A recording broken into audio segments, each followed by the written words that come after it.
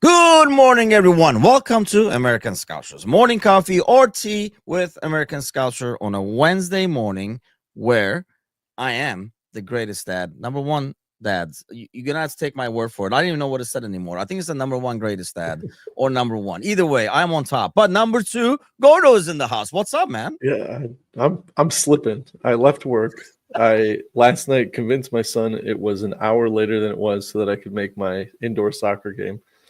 So Wow, I that's put him to cool. bed put him to bed early. Wife was working. She's like, I don't think you're gonna make this one. And I was like, oh, I'll make it.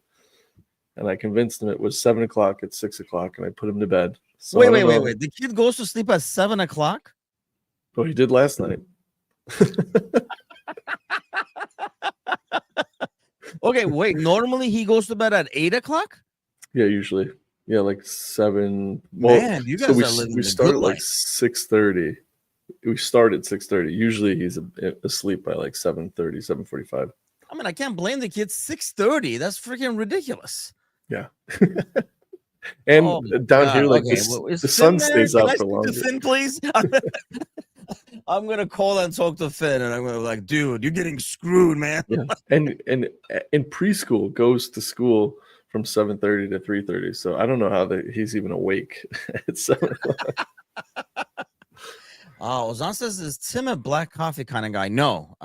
Cream and sugar, as always. Not cream and sugar, I should say milk and sugar, like broth or whatever, like warmed milk or whatever with coffee. Are you a black coffee guy? Yeah, I am. Yeah. I don't understand how you guys do that. I can feel like chest hairs growing as I drink that stuff, like if it's just black. I don't know why. Speaking of, where the hell did we go the other day? Oh my god, yeah, I did not. And here's my thing. I don't know, like this is gonna be like a way too good stuff. There's not a lot to talk about anyway, so we'll talk about coffee. But we went to this place. We met. Well, actually, you're from Chicago, so have you been to Kuma's in the Yes. city? Yeah. Okay. Yes. I don't know, little overrated. I thought it was good, but it wasn't as good as everybody. Like it wasn't as good as like Cheval or something like that in terms of the burger. But anyway, there's like a coffee house like across the street, and so I went over there and I ordered like an americano. And it was like 12 ounce or 16 ounce or whatever. And since we're going to just sit there like and chat with Layla, because it's kind of like we go to the city, meet with Layla, yak, and then we go back. And so I was like, 16 ounce. We're gonna sit here for a while and stuff. And the guy's like, there's like 6 shots of espresso in the 16 ouncer. And I was like, okay. I mean, I was like, thanks for the heads up. But yeah, that's fine. I'm like, that's fine. I'll tell you what, though, like it was strong as hell. This is the weird part. It was strong as hell. I thought like by the end there was gonna be like chest hair coming out of like my my neck over here. It was that freaking strong. But then after a while, I was like, oh man, I'm like, I can really use a nap right now. I got like literally sleepy from the espresso somehow. Like, so the caffeine does not work at all anymore. It's just like the morning coffee is just more psychological. I've actually been to that. I've been to that coffee shop before because I parked. So I used to take when I was supervisor for the company I was working for in Chicago, I used to take my guys end of the year to Kuma's every time, but it was the one in Schaumburg, and I didn't know there was a one in Chicago. And my friend lives right over there, and I was like, "Hey, do you guys want some coffee? I'm kind of like in your neighborhood." And I parked at that Kuma's to walk to that exact coffee shop. So, and I think I've had that drink because for the rest of the day I was like, yes, like no, I can just keep going. I mean, I did drink like the 24-hour podcast. I did like those guys were occasionally like drinking Guinness and stuff like that. Literally the week before, I can't remember where. Oh, we went to a Milwaukee German Fest or whatever. oh yeah, And I had like a beer midday. Like I think beer maybe 2 midday during the thing, but that could be the sun and the air and stuff too. But man, I got sleepy as hell, and that was literally the week before, I think, or 2 weeks before we did the podcast. And I'm like, there is no way I'm drinking during the podathon because I will get sleepy immediately, kind of a deal. So, yeah, like those guys were like pounding on Guinnesses for a little bit over there with like Michael. I was more coffee straight through. Probably drank like 7-8 cups, but I think it's just like more psychological. Like this the morning, like I'm getting the coffee to wake me up, but I could just go right back to bed. It's like after finishing the coffee too. It's just exactly psychological. how I am. It doesn't matter. I just you could inject caffeine straight into my veins, and if my head hits a pillow, I'm out. The audience is shocked that you are alive. I don't know if they're shocked that you're alive because you haven't been on in a while, or they're shocked that you're surviving in Texas. Yeah. How are you surviving in Texas? How is it different than Illinois? It's so it's you can basically do what you want here. As long as you're not harming anyone else, you can do whatever you want. Like, there are no guardrails on the highway, right? So, like, if there's traffic, people just drive their big trucks down the ditch onto the entrance road or the frontage roads. They just like, I'm not stopping in traffic, and then they just drive right off the highway. Just- And you're in Armadillo, right? Amarillo, yeah. Amarillo. I call Same it thing. Armadillo. Same thing. Where is the plants? Well, you don't have a plant, do you? You just like hover around people, bugging them. Yes, yeah. We're all over the place. Work. So, yeah. I'm gonna go on a podcast. You guys get to work. Yeah, I was sitting in the office. I'm like literally swiveling my chair like this. My 9:00 meeting was canceled, and I was like, I don't even want to be here. And then I looked and I saw that John was bailing on you, and I was like, he needs me. We always need you any day, any Wednesday. But yeah, John bails. I don't know. He might have found a Filipino girl, or maybe he's being beaten up by girls from Philippines or something like that. But no, I think he said he has like a dentist thing or something like that. But well, I mean, we haven't had you on in a while. Have you been on since the podathon? Yeah, I was on the first one, right? Because I wasn't sure if you were. How do you like them windows? What did you think of the window overall? Like, what do you give it for a grade? Honestly, for what we needed and for what everyone was asking for, I would say A- because we didn't get the Mark Gahey over the line. But okay, if you compare it to the last, 10, 15 years, I don't even think there's a grade for that. This is like the 8th grader that goes to college, basically. The genius. Yeah, it was perfect. I mean, you couldn't ask for a better window. And I think the one thing that a lot of people are forgetting or maybe overlooking, because we bought so many players in, and not only just like players and bodies for positions we need, but like big names. Yeah. Like, we made a real statement, but we lost a lot of not just first team guys, but starting 11 guys. We gave up a good portion of the team that got us over the line last year. And I think it was a ruthless summer, in my opinion. Yes. That's like this is the kind of stuff that would not happen if Klopp was still around, kind of a deal. I don't think you'd have this much turnover. And I don't know, that was his kind of like style. Maybe there was, I don't know how to put it though. I mean, you want to say kind of loyalty. I feel like in none of the cases though, and we'll talk about this a little bit because this went out this morning. Well, I saw this morning. It didn't go out this morning, but Anfield Edition trying to do some clickbait action there, and Mo like kind of like responding, saying, "How about we celebrate the great signings without disrespecting the Premier League champions," which we do, and we got to talk about that separately. This entire transfer window thing. By the way, Rival Bros. Like immediately after we're done over here, the Rival Bros is going to be live. We recorded yesterday. Even if you did not watch the episode and you can't stand us, you just gotta watch Edip's rants and me enjoying Edip's rants. Like maybe like it's like 10 minutes or so into the show, but I was just freaking dying. We had a good show yesterday, but it's been a good show. I've been enjoying watching it. Yeah, it's just bad. I mean, and we are not capable of doing short shows because we record them back to back. We record another show for like the Fenerbahce thing with him, and yesterday, like he didn't get home till like midnight, 1 or whatever. So we're like, okay, let's do 2 half hours, okay? And then of course they ended up being 2 1-hour shows that we ended up recording. But yeah, you got to check out because we'll talk about that too. The end of the transfer window and why is it such a drama and stuff. But I mean, the guys we lost from last season, I agree that they were guys that they made an impact. But it didn't feel like we didn't, I don't know what's the right word. I don't want to say dump. You'll come up with a girlfriend analogy, I'm sure. But you know what I mean? Like, it wasn't like they were like dumped. I mean, like in terms of the closest one would be Diaz, probably, right? In terms of one of the top contributors who left. And even in this scenario, it's looked like a mutual divorce kind of a deal. You want to go have your own fun in Germany, make your own money and stuff. We want to get It's younger anyway. here's the analogy. It's There we when, go. Thank God. Okay, here we go. it's when you want to leave the relationship, but you convince the other person it was their idea. Yeah, you've already won everything here. I mean, this is boring.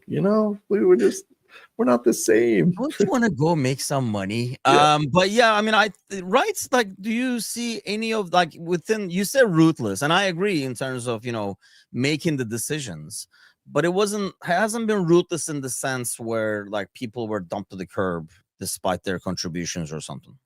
Yeah, I think the only one that you could probably say may have been or may have had the potential to be ruthless in terms of emotionally would have been Nunez. But I think the difference is he was probably out the door, January when Klopp was still in charge 2 years ago.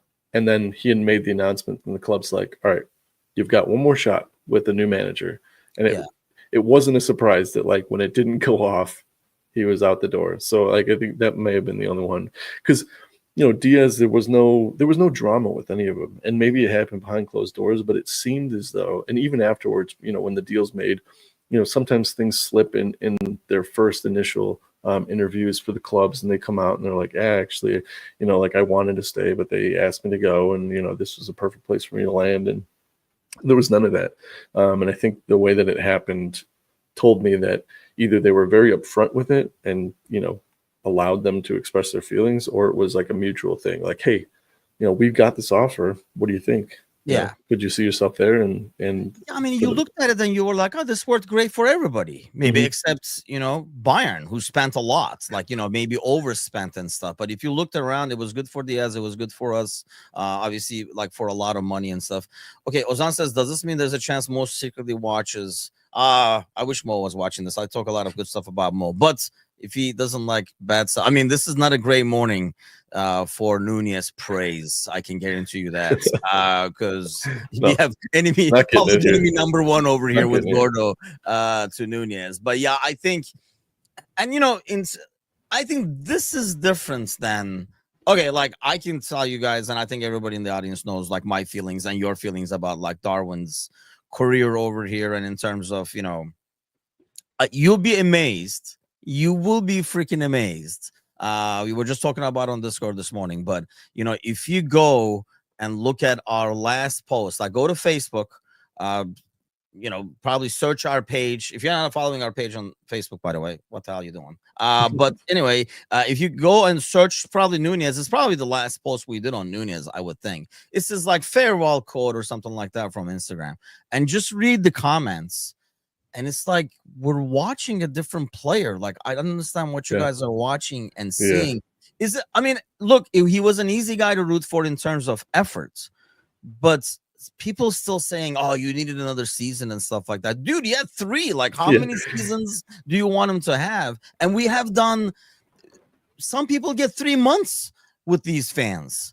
For this guy to get, so if you just run around like a maniac and really look like not like look like, he was definitely trying, but it's just shocking. Why do you think? Is it just the efforts that he was showing that people can get behind?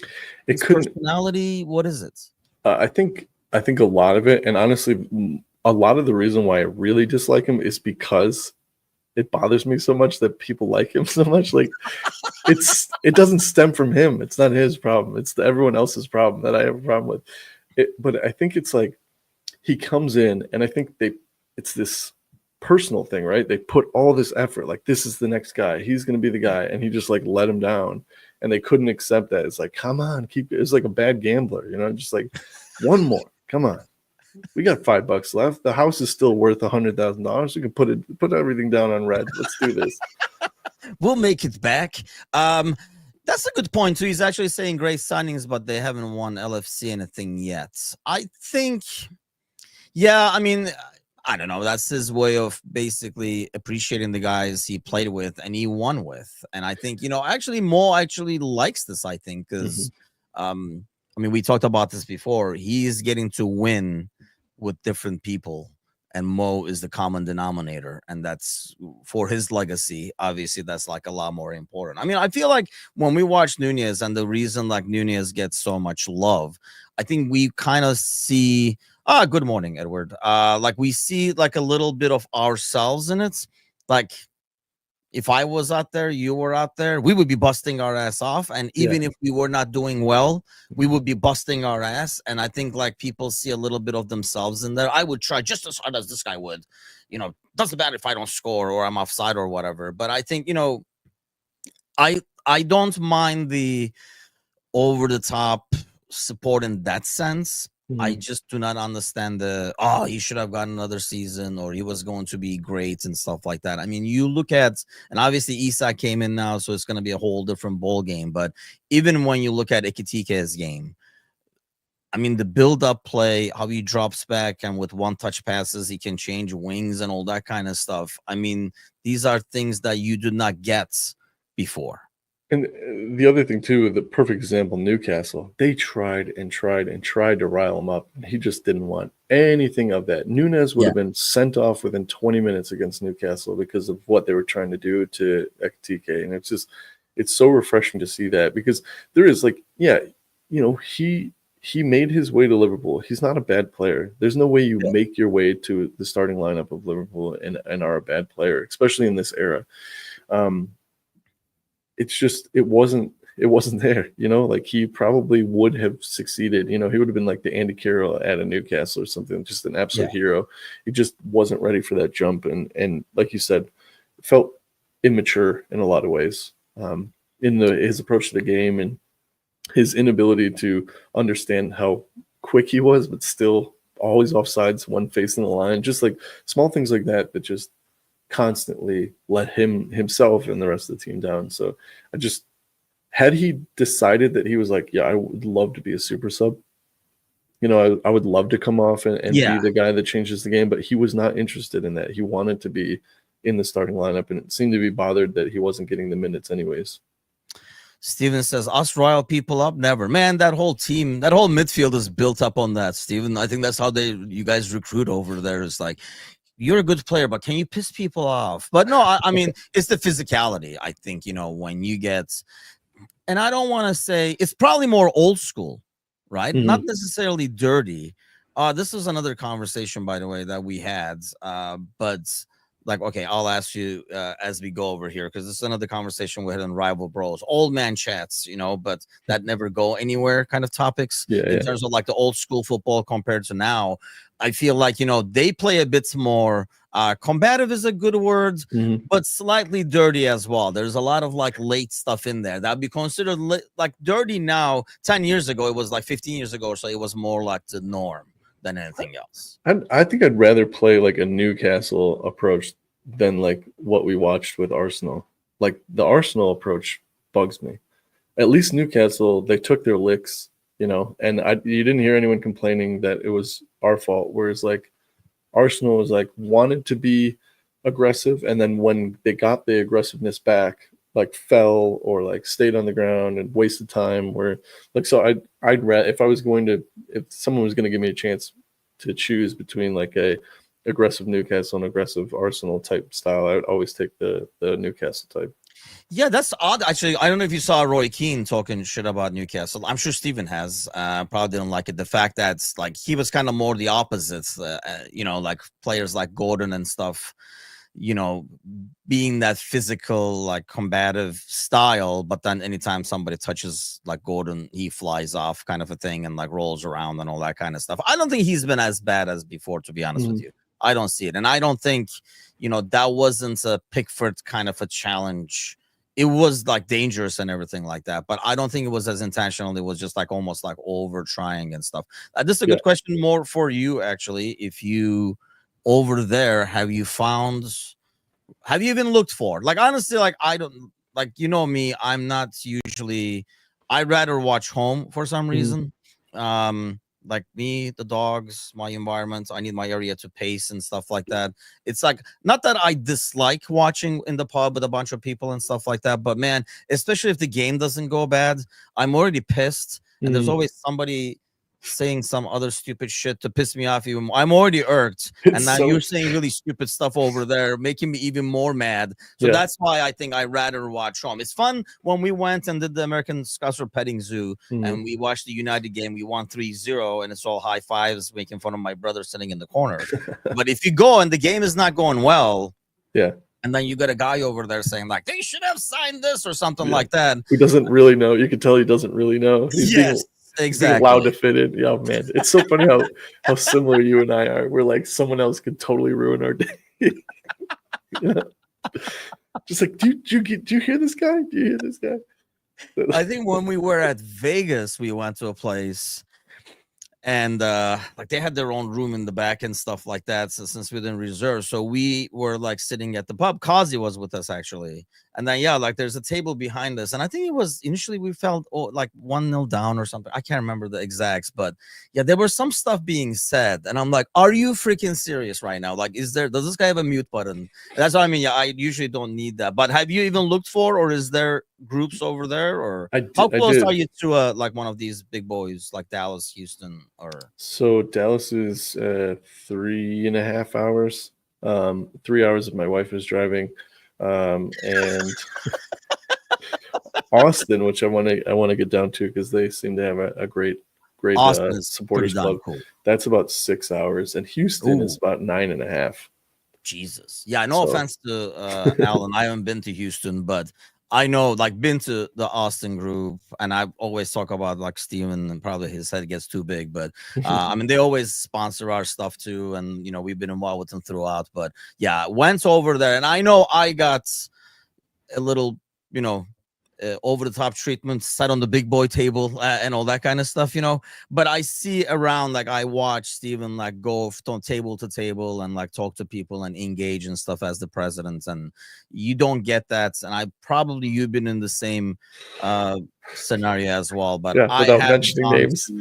yes, let's not mention. Well, let's mention names. I don't give a fuck. Like Chicago. Yeah, What? But aside from Chicago, and I've been to a couple of like locations where you sit there and like, you know, everybody knows, but nobody ever comes to you. Like, not that anybody is like hostile to you, like who's this guy or anything, but you don't get sucked in to the environment and the group. Whereas I felt like in Austin, you did. Like a couple of locations you did. I'm not going to name too many names, but since we're Chicago, obviously we're familiar with Chicago. So there's a few of them. Chicago is one of them where you can tell that kind of maybe the people that are running it to be the guy, and you're not the guy. So don't come over. Yeah. You know, this is our club.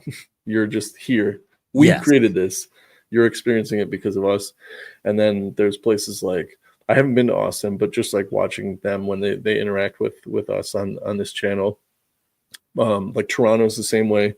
Toronto's a great official supporters club. The other one, like a lot of the smaller ones are better too. There's that's what I find. Smaller ones are better because they kind of value the numbers. Yeah. Whereas the bigger cities, and like I say, Austin is a big city. That it's like, I mean, there are exceptions. I don't want to generalize, but I feel like the smaller groups where they had to really battle to get the numbers to be an official one, there's a bit more of outreach than the big one. It's almost like when you go to a small mom and pop shop, they want to get the sale, and you go to Best Buy and they're like, you don't like it, that's fine, next, you know, like it's just that's the way they treat you, kind of deal. Yeah, like in that, my wife was getting her dress because her family lives in Nashville, so she was getting her wedding dress, and my dad and I went to the Nashville Supporters Club, and you know, just come on out and take the, you know, we're taking the photo at halftime, and like, oh, we're not, you know, part of it. They're like, get your ass down here. You're like, please, no photos. When they found out my dad was from Liverpool, they're just like, oh, hang on, we got scarves, and they couldn't find a scarf, and the president like left the game to go home to get like a box of scarves to get my dad wanted, and then my dad gave it to me. It's the top one up there. Oh, nice. It's the Celtic one. So like, just like there's some good ones out there. Yes, definitely. I don't want to generalize, but just with anything else, there are some good ones, there's some bad ones, and it's a shame. I really do wish. I think we had this conversation on the podathon with someone. I do wish that, you know, the club did a better job of monitoring, though, because I think you can really hurt your they're very specific on certain things when you're an official supporter club, like, and that's why some groups don't want to become official. You have to have this logo here, you have to have everything you make approved and stuff. That's all great and should be there, but I do feel like they should almost do a lot of pop quiz type. Let's see what happens when somebody like this comes into a group and says something, and like, just check out the Facebook groups and check out the interaction, and how like a president of a leader of a group talks to others and stuff like that. I wish there was a bit more of that. There supposedly is now. I've been told by a couple of presidents that they're doing a bit more of it, because I really think it's very important to get somebody in there who might be a new fan watching a game. I mean, we talk about people over here like Audrey is going to be on tomorrow. Travis was sharing his story last week. He's going to be on tomorrow morning as well, about how he went the first time and they made him feel so welcome, and he kind of got sucked in. Then once you're hooked, you're hooked. Exactly. And you're a Liverpool fan. Whereas you might, like, he had gone, I can't remember which team he said he went to before, and it wasn't a good environment. Maybe he said City or Chelsea, I can't remember. But then he went to a Liverpool thing. That's when he was getting into the sport and stuff. So you can really hook somebody in with how you welcome them, and I think the club should do probably better than like checking on that. But Tim, just speak the truth. You know what? No, and no scuffles either. First of all, you guys have seen my size in the podathon. I'm not getting into any battles. I used to, get along with tell you this way, when I was in high school, I used to get along with the basketball team, so that, if the bigger guys, they're the big boys. They're the base of the football team back home, because there's no football, American football. So yeah, if you want some big guys on your side, just get along with the basketball team. But yeah, that's my story with the bars over there. Edward, we are on every day around this time, basically 9 o'clock Central our time. I think it ends up being 3 o'clock if you're on the other side of the pond, 9 o'clock Central if you're on the US over here, Monday through Friday.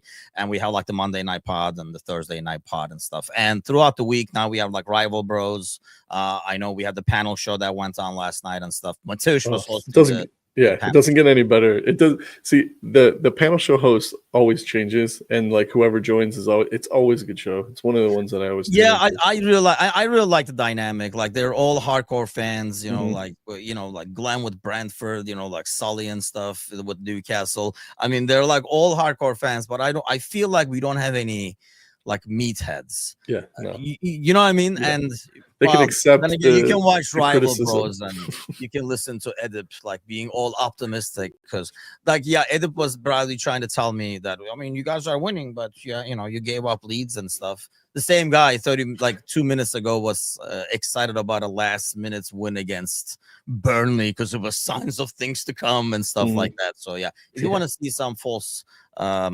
optimism, watch that. Here's what we were talking about. Let me ask you this, and I'll ask the audience this as well. We were talking about Edip. Well, yeah, you got to listen to the rant, but Edip was talking about like the prices, how out of control they are, right? And we were talking about, is any player worth 145 million and stuff? That was kind of like the conversation. So Edip was saying initially, this is how this conversation started, that we're paying a lot more, but are we getting better players? I know these arguments always end in a stalemate, but my argument is, I want to know what you think. A team from now would beat the crap out of a team from 15, 20 years ago if they're playing with today's rules. Because it might change if they're playing with the old rules, because they might get beaten up and they might not be used to that physicality. But if they're playing with today's rules, even the great Liverpool team, like he was naming like the Liverpool team, like the Henry's Arsenal, and like the old United teams that were winning titles and stuff like that. I just feel like there's such a bigger gap in terms of pace, being technical, tactically, it's a lot more advanced. I just think the current teams, we are getting better players, more like well-rounded players. What do you think? I mean, so he says 15 years ago we had Mignolet in goal. No, like basically we're taking like the teams of like Dalglish and stuff like that. Let's say.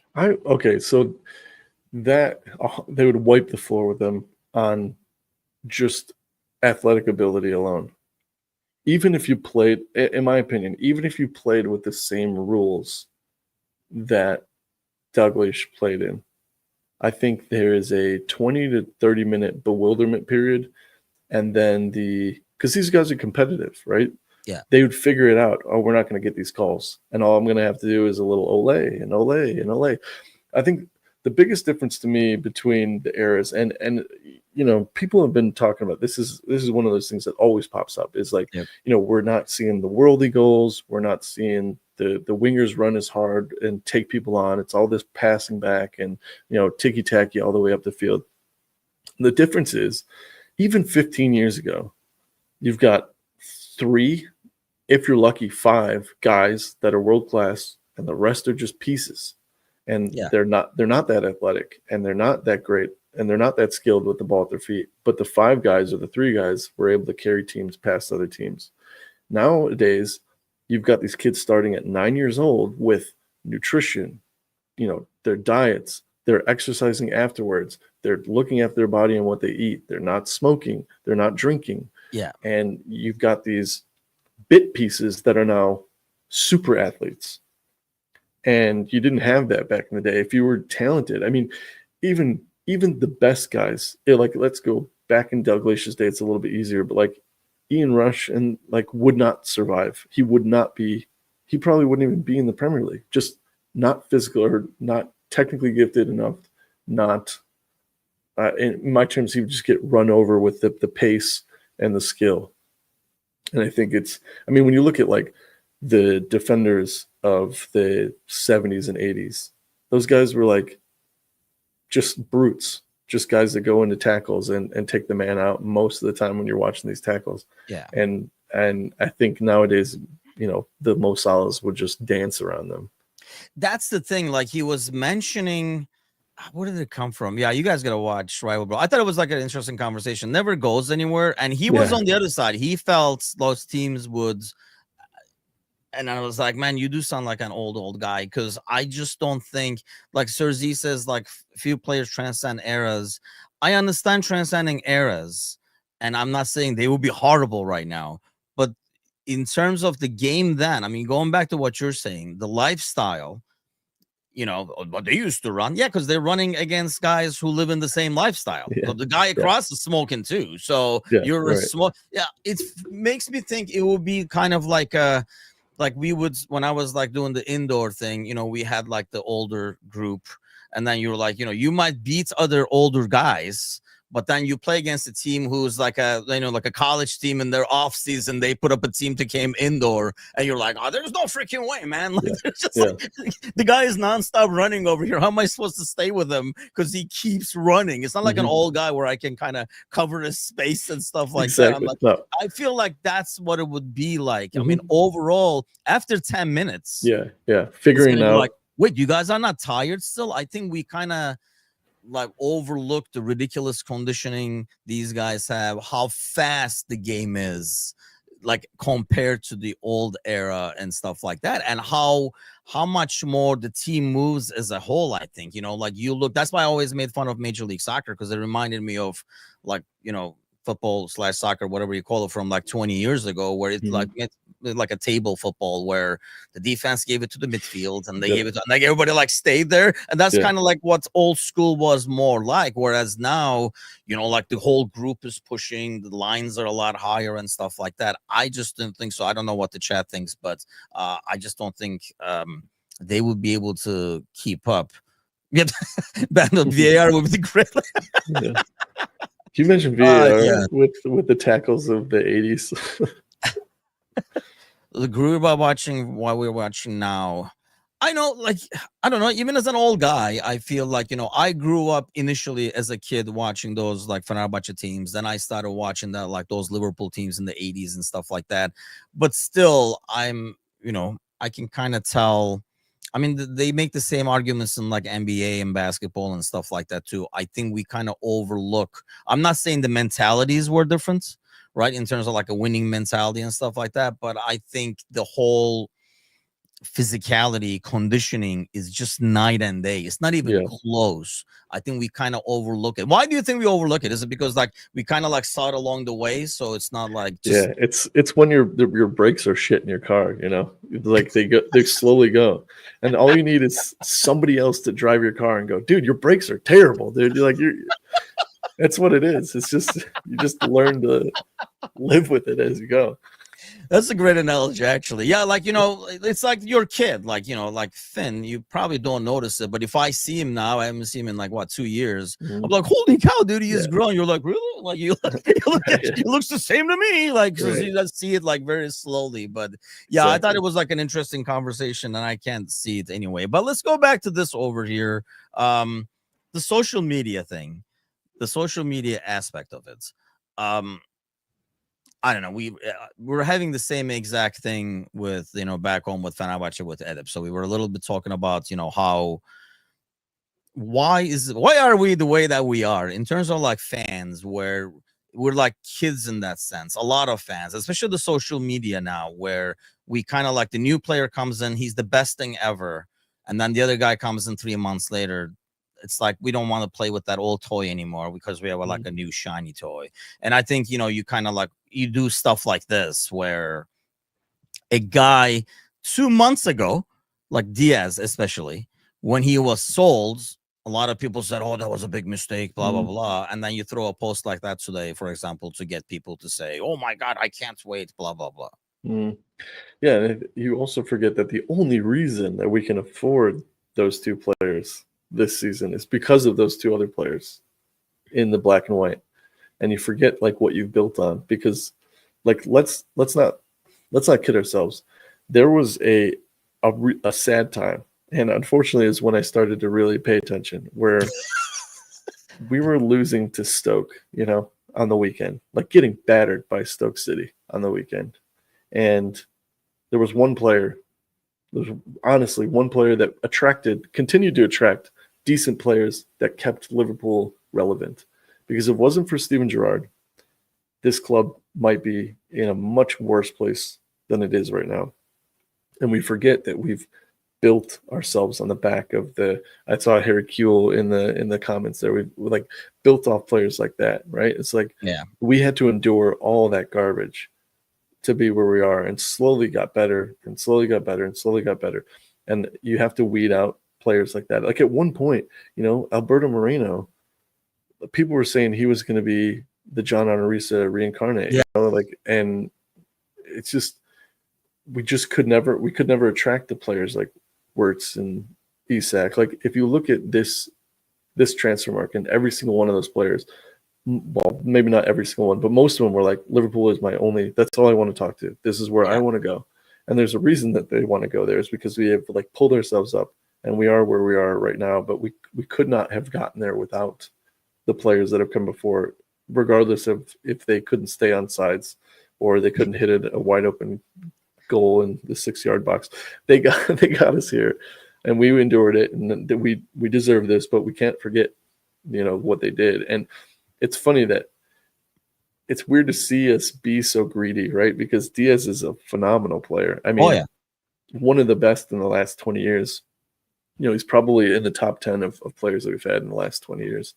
And for them to be like, look at this upgrade. It's like, well, first of all, Wirtz hasn't done anything yet. I mean, like he's been, you know, obviously you could see the skill level there, but he is not, I don't think he's shown the way that a lot of people thought he would be, lighting the Premier League on fire right now. And so to do that, I think is just a clickbait thing. It's just like, let's get this conversation going. Yeah, it is a clickbait thing, because exactly. Especially in both of these guys have not done anything yet. One of them just showed up. So like to say it's a huge upgrade with us seeing it. And I think, I don't know, do we blame, we were talking with Edip in terms of that, like the fandom, do we blame like FIFA, the Ultimate Team cards? We pulled a better card now, so you dump the other guy instantly and put the new card in because the guy's new ratings are higher or whatever. I don't know what it is. I feel like there is a lot less. And it's funny when I hear fans talk about loyalty and go at players and stuff like that, when this is the loyalty level that most fans really have. that you're gonna talk the shits about a guy who has gone like it's been like what month and a half, and you're I really want gonna you to talk shit bleed about for it. this team, but as soon as you're gone, I'm gonna say you're the one of the worst, left wingers of all time. Here we go. The Greek Scouser. Yes, he's gone, man. Well, on loan only, so that's kind of a slight I disappointment. like But the obligation to buy. It's not even like with an option to buy. It's like, no, you're fucking buying. you it. have to buy. Does he have the obligation to buy? Because this is optional, I thought. Oh, I thought his was obligation. Maybe No, I'm because reading I'd that be one. celebrating a lot more. I'm pretty sure it was only like optional because I think he's still maybe seen.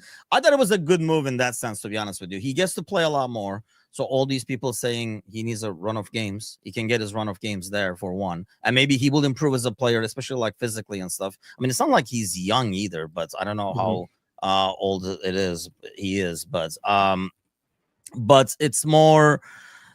Robertson obviously is gone. He's 29 years old, so he's not getting any younger. But he's got the Mediterranean diet, so he's probably a lot of olive oil and feta cheese will keep you going for another 5 years. But he'll be playing well into his 40s. I think like Robertson being there. I mean, can he come back and be the Robertson? Let's say like next year and stuff like that. Like be that. By the way, we should talk about that Robertson vice captain thing. Went by really quietly. Is it because it was kind of expected? Actually, it was more expected in the recent days, right? I thought it would have been Mo, simply for the fact that I think we're going to see less and less of Robertson. So it's interesting that he gets a vice captain because I've always felt that Robertson, like when you have a team and you go through, if you've ever played and the higher that you get and you actually have like locker rooms and team meetings and stuff, there is always one player that like maybe isn't the best, maybe isn't gets the limelight, but like is kind of the glue that holds everybody together. Like there is no situation like the guy that like breaks the ice, there's tension or something, and then he makes a funny joke and everyone laughs and everyone likes him, and he's kind of the guy that, the jester, or if you will. I don't want to call him a clown because I feel like that's a derogatory term, but like he is the class I wear clown. it with pride, but go ahead. He's the class clown. And I feel like it's a vital role. And so somebody like that doesn't necessarily need the accolade of like you are the vice captain. You just kind of you hold that respect throughout the dressing room. And I felt like maybe that was acknowledging that, is the club kind of maybe misstepping there and saying like, hey, you're the vice captain because we see what you do for everybody. But somebody like that doesn't need that, and the team doesn't need that. And I felt like maybe it should have gone to somebody that's going to get a lot of minutes and actually be out on the field, because I don't think we're going to see a lot of complete opposites. I took it as he is the new Milner of this team. So he is the one. It's almost like, why do you need both captains on the pitch at the same time? In some ways, right? You want someone to lead the team into the League Cup, into the FA Cup and stuff, and those are probably the games that he will be getting. So now your vice captain is going out there like how like we would give the kids to Milner. You would hold their hand and like lead them into the FA, the EFL Cup games and stuff. Yeah. I mean, now he's gonna have a lot better squad and stuff, but I felt like, hey, you lead these guys. And I think, having seen a lot of interviews, like hearing Mo and stuff like that, it does sound like Robertson is one of those guys. We see him as the Joker, and he is. You see him all these reels and stuff. But I think also he is the one to say, hey, it's time to be serious. Or, hey. And I think, honestly, sometimes, being kind of like a clown myself, the clown saying it's time to be serious has a lot more weight to it than the serious guy saying it's time to be serious. Yeah, I think like when you a lot of the it's hard because there's so many different points, especially because we win. It's a great memory, but that Barcelona game, I don't think there was anybody more up for it than Robertson, and I think that had a lot to do with the effect of the team, like dragging ourselves through that. It's like when you saw how ready for Messi Robertson was, I think you're right. It does carry a lot more weight when there's like everyone should listen up to this. It's like, all right, well, if he's saying it, then it's got to be serious because this guy always jokes. Yeah, exactly. Like it holds more weight. And I know, like, I don't know if you've like seen, like there was like a roundtable thing where Mo actually talks about Robertson going to him and saying, you got to keep your freaking head up after you miss everything because everybody's looking at you, kind of a deal. Like Mhm. Mo was saying, that's why he like smiles and stuff sometimes, like, you know, like when he misses something, as opposed to being like really down and pissed Yeah. all the time like he used to be. Yeah, when he does Robertson the went to arm him and swing. said, yeah, Robertson went to him and said, hey, when people see your head go down because you missed, it brings everybody down. You Yeah. gotta lead, and you gotta, and you know, that's, I feel like Robertson does stuff like that behind the scenes that is probably gives him a lot of those qualities, but I more saw it as he's gonna lead the second team into these other competitions, and then obviously Van Dijk is gonna be there, and maybe Mo is the kind of guy. Mo looks like the man. There's been so many interviews of Mo recently, and I've been like loving his like whole approach. It's a whole different guy now. He was talking about like how he talked to Rio about social media, and honestly, he probably told Elliot to go play somewhere else based on the other interview I watched with like Sky. Yeah. But he looks like this guy who is very content with being the like the grandpa who sits in the corner that people go to him for advice, or he occasionally says, you know, you guys should be doing this, but doesn't necessarily need the accolades. He's like the old school grandpa. Yeah, he's done it. Like he's at the, he realizes that he's probably at the apex of his career, and everything from now on is just bonus time. And you know, he's broken records, and like I'd said something I commented on a video, and I can't remember, it was a while ago, but just like, think of the top 5 Premier League players of all time. Mo Salah has broken at least one of their records in some way. And it's just like, he is the guy. And if he's not part of the conversation, then you're either like really hate Liverpool, or you haven't been watching closely enough, because he is one of the greatest Premier League players of all time. And I think he now realizes that. And I think he's, you know, bringing 2 Premier League trophies to a team that's been thirsty for them for years and years and years, with so much history. He's won European Cups. He's been in some very difficult games. He's won us games with amazing skill, and dragged us out of games we had no business in winning. And I think he's kind of realized that, and he's just like, now I'm just here. I'm just enjoying my time, and I'll be the guru, if you will, for everybody else. The Yoda. I think part of it is he probably realizes, and you know, I was watching that Sky interview. He was talking about, to him, it's not about like personal accomplishments anymore. And he said it without saying it, but been there, done that, if you will, you know, like Golden Boot and stuff. It was more about like the team accomplishments. But I honestly take that and say, because team accomplishments at this stage is the only thing I think that gets Mo to the next step of being like a legendary player overall, and be in the conversations like 15, 20 years from now. Because if he's not in there now, it's mostly because of hate, right? But in 10, 15 years, if he has more titles, like if he gets another Golden Boot, I don't think it's bumps him to the next level in the conversation. But if he has 1 or 2 more Premier League titles, I think it does bump him in the conversation. Like the personal stuff he's done gets you to this point. And I feel like, you know, to go to the next level, I think like we agree that he should already be like a Premier League legend, and I mean the top player conversations and stuff already. If he is not, I think the only thing that puts him there for good is more title wins or more trophies, whichever way you look at it. Yeah, it makes him undeniable. I feel like now he is, and I feel like you said, like in 10 years when the dust settles and he hasn't been playing for 5 years, we're gonna look back at some of the stuff and just go like, wow, you know, this guy was incredible, even if you hated Liverpool during the time.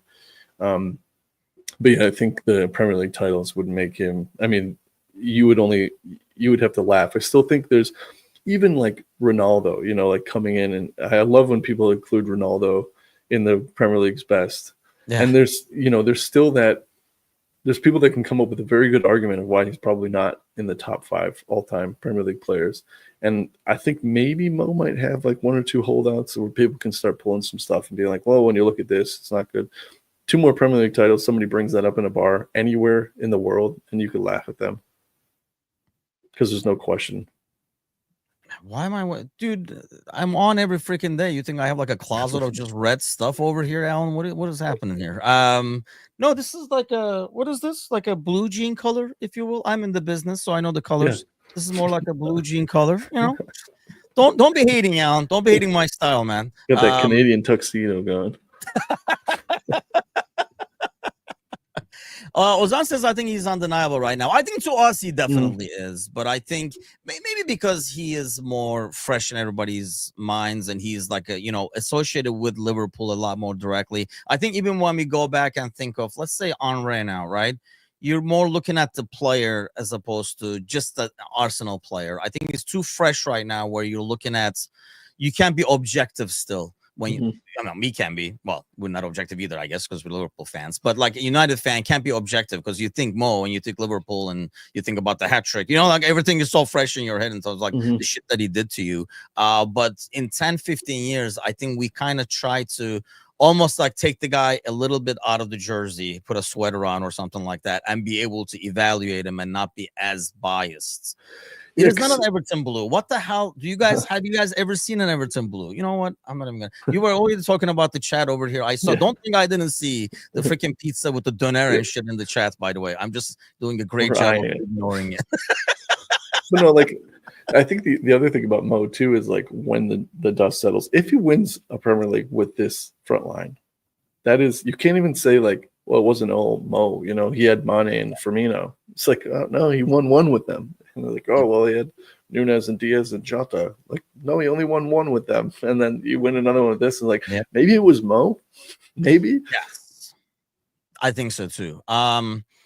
Josh is in the house. What's going on, man? Good morning. On the 6 debates, question that's not, isn't it? Would you rather have Liverpool purchase a more natural 6?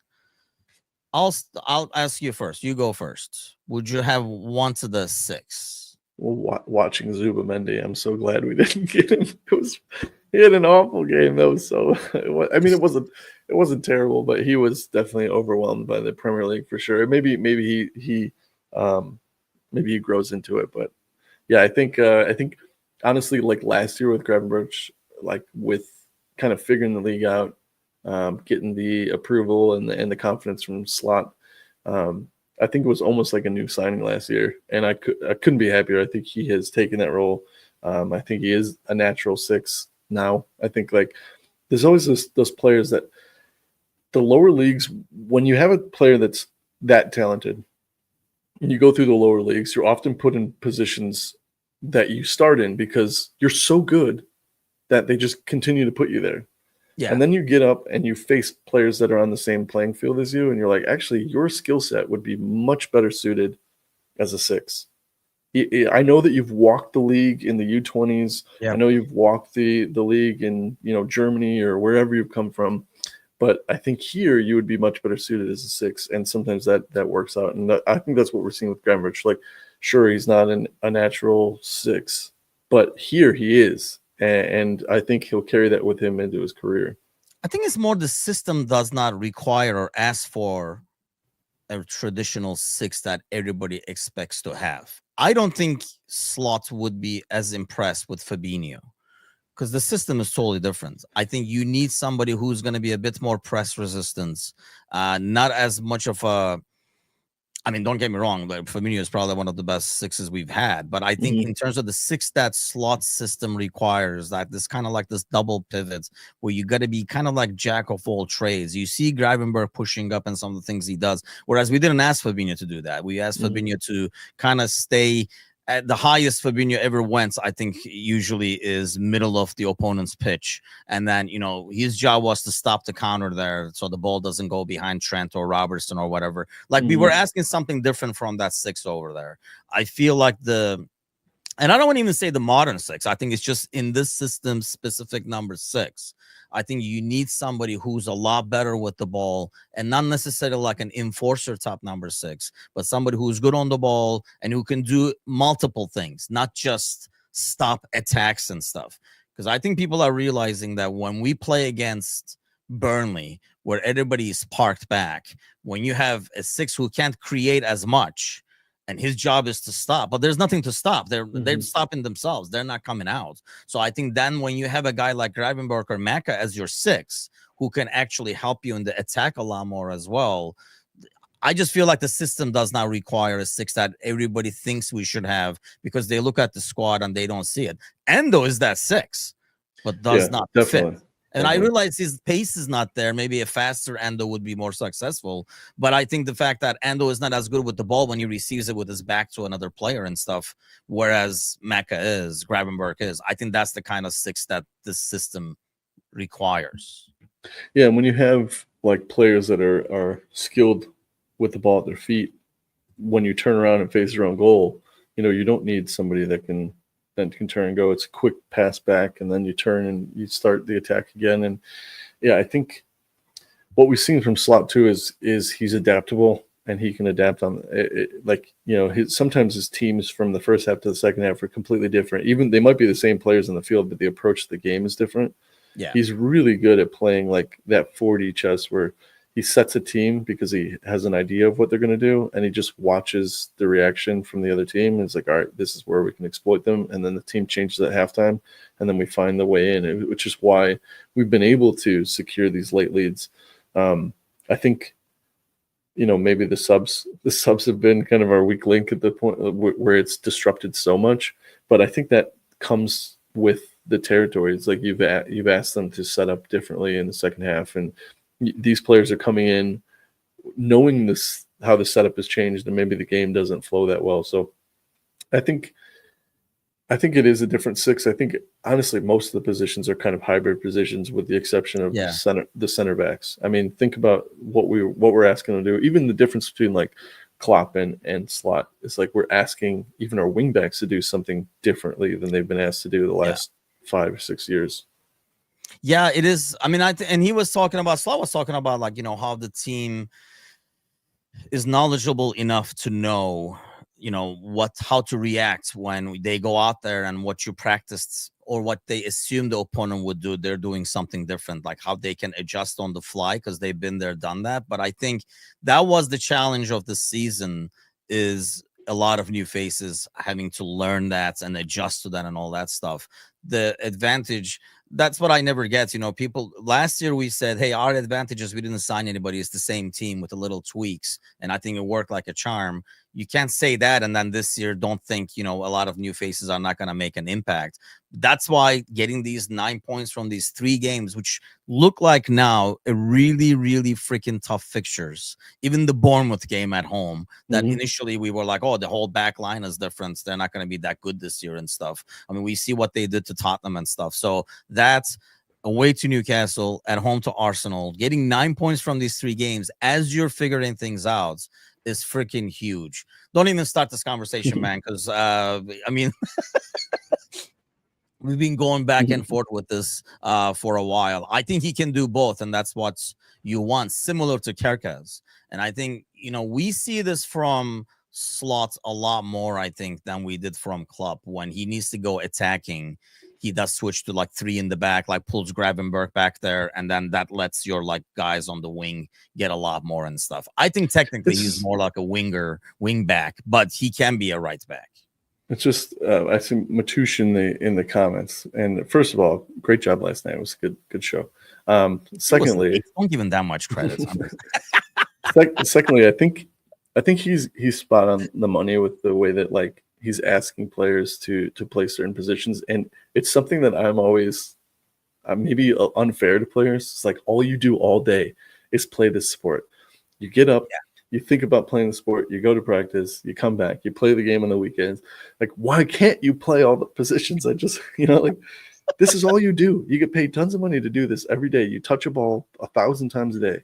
And so I think we're going to see this a lot more. Like it kind of goes back to our earlier conversation with like, they're just athletes now. And I think we're going to see this a lot more where like the team can kind of shift together and play different roles and, cycle the triangles and kind of become difficult teams to play because everybody can play different positions. And so that's why I think this right back or right wing back is ridiculous, because it's like, it's just, it should be for those 2 players for to have that much talent. It's the same position. There's no difference for them. And people only have this conversation because he's fast, and we're used to wing backs being fast. Like if he was slow, nobody would be like, is he a right back or a right wing back? Because, because he's fast. I honestly think it makes players better. Because if you notice, for example, a lot of the good goalies, top goalies used to be strikers. Like they started out as strikers, then they were like, the scoring is not your thing, Darwin. Why don't you get in goal? But Darwin as a But you know what I keeper would be. I would like to see that. I would love But to I see think, that. you know, when you play different positions and you're able to, it makes you a better player because it kind of like lets you. The reason you're a good goalie when and you had experience as a striker is you can almost put yourself in the other side guy's head and this is what he will think, kind of a deal. I know that's very basic for goalie striker 1v1 kind of a stuff, but on the pitch, I think, you know, as a player, when you play different positions, you kind of have a better understanding of what the other guy is going to think and stuff. And makes you a lot better player, I think, in terms of like how you like react to things overall. So there was one thing I wanted to get. Oh, yes, we would. I do want to address this actually, because next I do need ideas for this, because when I introduced it, I don't know what the hell we would do for Gally. If Gally started now, maybe by the next podathon he might have like a little bit of a fuzz that he can do something with. But next year, dude, I was saying we should have something where if we reach a certain amount, like, you know, I'll grow this actually is the trimmed version, we like dye it red or something like that. We need something that if we do this amount, you know, Bickler died. Can you imagine Bickler, that stash in His red? mustache and red. I would love that. Yeah, I think he would love it. The problem is he would never stop doing it. I think We're like, dude, it's over now. Yeah, it'd be a struggle to get him to do it, and then he'd be one of those that like looks in the mirror and goes, "Yeah, you know what? This is good for you." Mr. Barris says, "Thank Galley to Turkey. Even my people can't do anything with that, man. I'm sorry." So one of the kids in Finn's class was wearing a Fenerbahce like full kit yesterday, and I went over to his mom and I was like, "Oh, Fenerbahce," and she was like, "Yeah." I was like, "Are you Turkish?" And she said, "Yes." And I was like, trying to talk to her, and she's like, "I don't speak English." It's like, "Oh, okay, sorry." Like, get away from me, creep. Yeah. You're like, come here often. Yeah. That's great. That's great. You stalking Turkish people around Texas. She's probably like already freaked out because she's in Texas of all places. Yeah, exactly. Watching the news and here's this weirdo. I know like where you're the from. Cowboy hat on. You're like, ma'am. I know. Don't think I don't know where that jersey's from. Mitush. That sounds like a personal question. I'll let Mishu answer that if he's ever scored. But international break as we wrap up over here. I know you're a bit more invested in the U.S. national team than most of the guys over here. I think Turkey plays tomorrow against Mamardashvili and Georgia. So I'll be watching that and stuff. But I don't know if you guys are probably just obviously no group stage or anything like that, just friendlies. Are you invested in it, or are you not really? not really right now. I have been watching like Hadji Wright for Coventry City is having a great season, start to the season. Josh Sargent for Norwich is having a good season. I'm just hoping that we've seen this before, and then they don't get picked or they don't play. Just like, can we start paying attention? Because I'm pretty sure I think Josh Sargent had like 6 goals in 4 games or something like that. It's kind of ridiculous. So it'd be nice to see them get some time. But I was in Turkey for a while, and he was actually doing really well. Yeah, like was even mentioned for like the big boys, like Fenerbahce, Galatasaray, and stuff like that. But he wasn't fancy enough, so nobody really wanted to kind of like, you know what I mean? Like he wasn't a big name. It's the red-haired fro kind of nobody wants to do. I don't know if we want that on our team. When does Sweden play? Because I think that's going to be like probably the most interesting to see over here. I don't know if there's just a friendly. I'm trying to see. There's nothing today. Tomorrow, like I say, Turkey plays. Is it maybe Friday? Yes, Friday. Slovenia, Sweden. It'll be interesting to see if Isak plays. How many plays? How many minutes he plays? Tony wants the meatballs. So yeah, it'll be interesting to see if he gets out there for 15-20 minutes or if he's just on the sideline and stuff. Either way, at least he's training, so that's a good positive. Well, we'll wrap it up for today. Gordo, thanks for hopping on, man. Save the day. Thanks for letting me escape. John abandoning me over here, but thanks a lot for all those in the chats. Appreciate it as always. If you have not done so already, please do subscribe, and more importantly, go grab a friend by the ear and drag their butt over here to follow us as well. And I'll be back tomorrow morning, bright and early, with Audrey and Travis. So that should be a bash as always. So have a great Wednesday, everybody, and we'll see you guys soon.